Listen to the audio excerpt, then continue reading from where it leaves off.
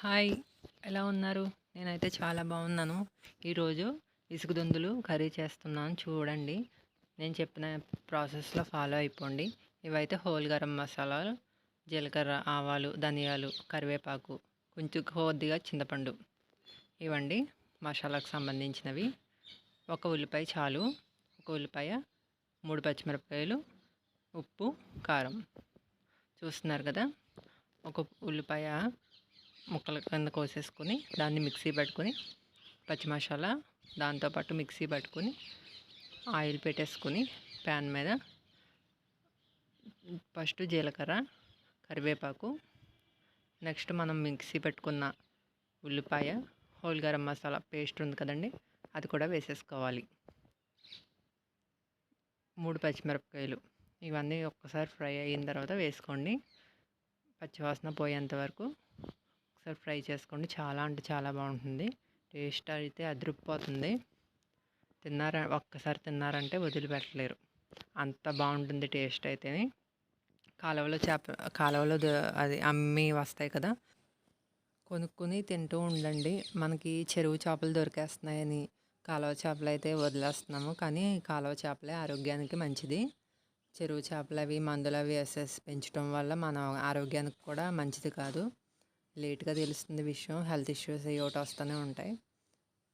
మంచి కాలువ చేపలు అయితే ఎందుకు వదులుకోవాలి? కాలువల చేపలన్నా మంచిది, అలాగే గోదావరి చేపలన్నా మంచిదే, సముద్రపు చేపలు ఇంకా మంచిది. సో ట్రై చేయండి. చూస్తున్నారు కదా, చిన్న చిన్న స్పూన్తో కారం ఎంత వేసేస్తున్నారు ఏంటి అనుకుంటున్నారా? అది చిన్న స్పూన్ బాగానే, అందుకనే వేస్తున్నారు. మా మమ్మీ చేస్తున్నారు. నాకు ఎప్పుడు వీడియోస్ చేసి నాకు పంపిస్తూ ఉంటారు. నేను ఎడిటింగ్ చేసి పోస్ట్ చేస్తూ ఉంటాను. ఈ కారం గురించి అయితే ఒక టాపిక్ ఉంది. ఏంటంటే నాకు పెళ్ళైన కొత్తలో అత్తయ్య గారింటికి వాళ్ళు తీసుకొస్తారు కదా, అప్పుడు చేపల కూర కానీ ఏమన్నా వండిస్తారు. అప్పుడు వాళ్ళు చిన్న చిన్న స్పూన్ ఇచ్చి కారం వేయమంటే ఒక 10 స్పూన్ల దాకా వేసాను. వాళ్ళైతే షాక్ అయ్యారు. ఇదేంటి ఎంత కారం వేసేస్తుంది అనేసి. చిన్నపిల్ల అనేసి మామూలుగా అంటూ ఉంటారు కదా, ఆ టైంలో సరదాగా ఆట పట్టించారు. 10 స్పూన్లు వేసేవేంటి, ఎవరైనా తింటారా ఏంటి, అసలు తినచ్చా ఇది అనేసి సరదాగా ఆట పట్టించారు. కానీ బాగుంది, చాలా బాగుంది కర్రీ. నేను పెద్ద చేప అయితే వండాను అప్పుడు పెళ్ళైన కొత్తలో.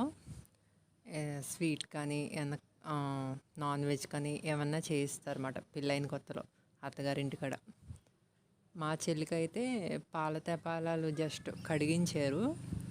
నాకైతే చేపల కూరలో మామూలుగా జస్ట్ కర్రీ వండించకుండా కొంచెం కారం అయితే వేయమన్నారు.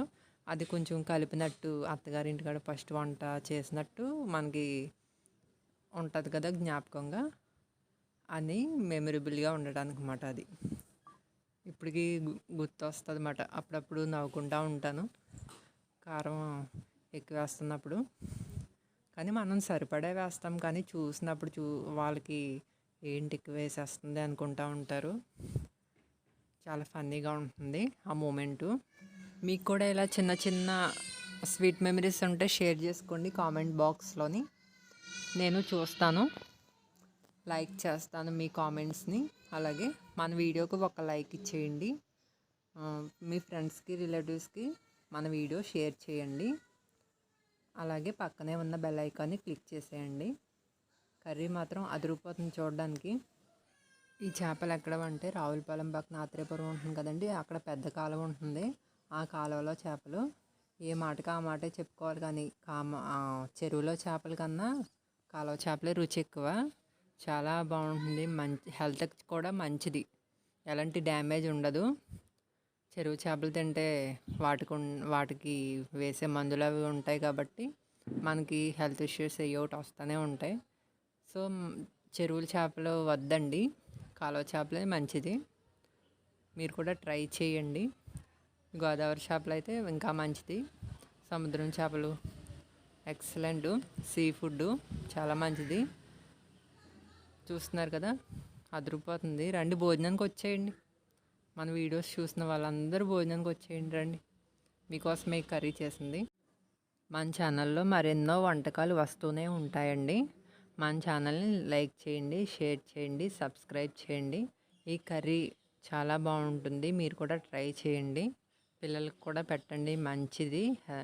చాలా బాగుంటుంది, ఇష్టంగా కూడా తింటారు. Please subscribe.